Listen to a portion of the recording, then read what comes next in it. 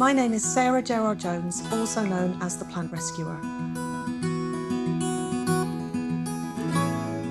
My love of plants probably started when I was in my granddad's garden when I was very little. But it wasn't until, I think, 2017 I became interested in rescuing houseplants. And that all started from visiting my local DIY store. And I was watching members of staff binning the orchids that had stopped flowering. And that just struck me as really sad that these healthy plants midway through their life cycle were being chucked away. So I said, can I have those? So I came back from the DIY shop, not with the paint that I went for, but with about 20 orchids that had finished flowering. And with a little bit of trial and error, I got them all to rebloom pretty much. And since then, I've been completely obsessed with rescuing plants and finding them before they get thrown away.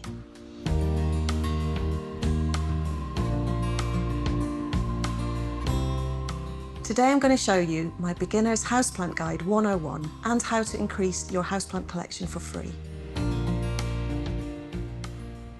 So unlike plants outdoors, plants indoors are entirely reliant upon us to give them everything they need to survive.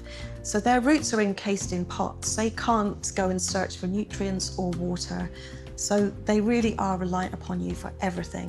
So don't neglect them.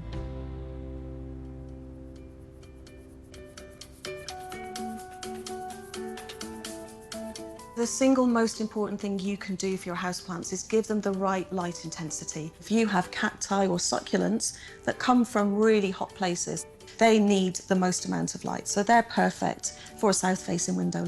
If you have thinner leafed plants, foliage plants, tropical houseplants, which come from jungle environments where they might be in dappled sunlight, they would suffer there on a south-facing window because the direct sunlight can burn their leaves. So they need to be just a little bit back from that window. And then you would have a low light spot, and that would be for plants that really do come from darker places on the jungle floor perhaps. Things like a Sansevieria, which is also known as a snake plant, they can actually adapt to quite low light levels. And if you want plants growing in a shady area, you can buy a grow bulb that replicates the sun, and then you can have plants growing anywhere you like.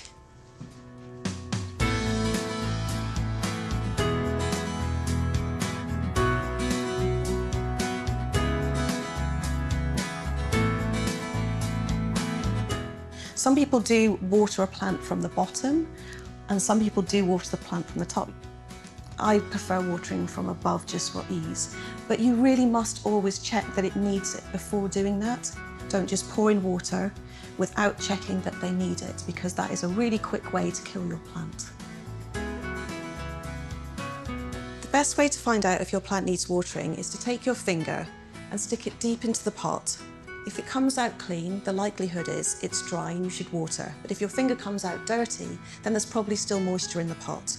Another way to find out if your plant needs watering is to get used to how your plant feels in its pot. If it feels light, then it needs watering. If it feels a little bit heavy, then there's probably moisture still in the pot, and you can leave it for another week or so. So for beginners, don't go and fill your entire home like I have and make a jungle. Start small, start with a few, and once you've mastered those, then you can bring some more in.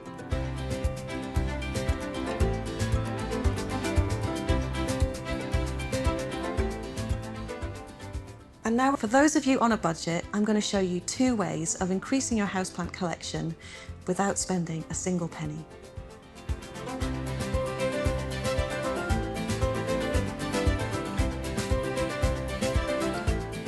I love propagating. Not only is it a great way to increase your collection for free, but all you need is a couple of jars and some water, some scissors, which I've just cleaned with alcohol. We're going to start with a stem cutting. So you can propagate plants in many different ways. This is a Dischidia, and we're going to propagate this one by a stem cutting. So what we're going to do here is look for what's called a node, which is a bump on the stem where the roots will come out from. So we're just going to cut just above it here. Once you've cut the stem, all you need to do is pop it in water and make sure that the node is submerged. And you can expect roots to form within 4 to 6 weeks. Once the node has developed a healthy root system, you can pop that up in soil.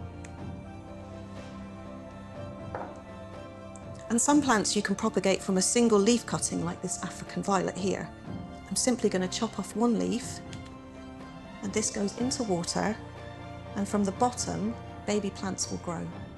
This is one of my favourite plants to propagate for that reason. To watch them form at the bottom is quite amazing. Some plants you can literally divide, like ferns. And the most common way to propagate a fern is to actually divide it using a knife. It looks a bit frightening, but both these parts now will become another plant. So this I can now pot up into a separate pot. This is just ordinary potting compost, and I've mixed in a couple of handfuls of orchid bark and a handful of perlite, just to make sure that it's free draining so that soil doesn't get too boggy. And as simple as that, one fern has become two.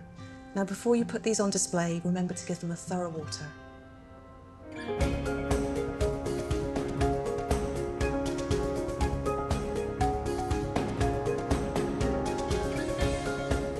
So whether you're starting out or have houseplants at home to rescue, with a little bit of TLC, anyone can enjoy the beauty of houseplants at home all year round.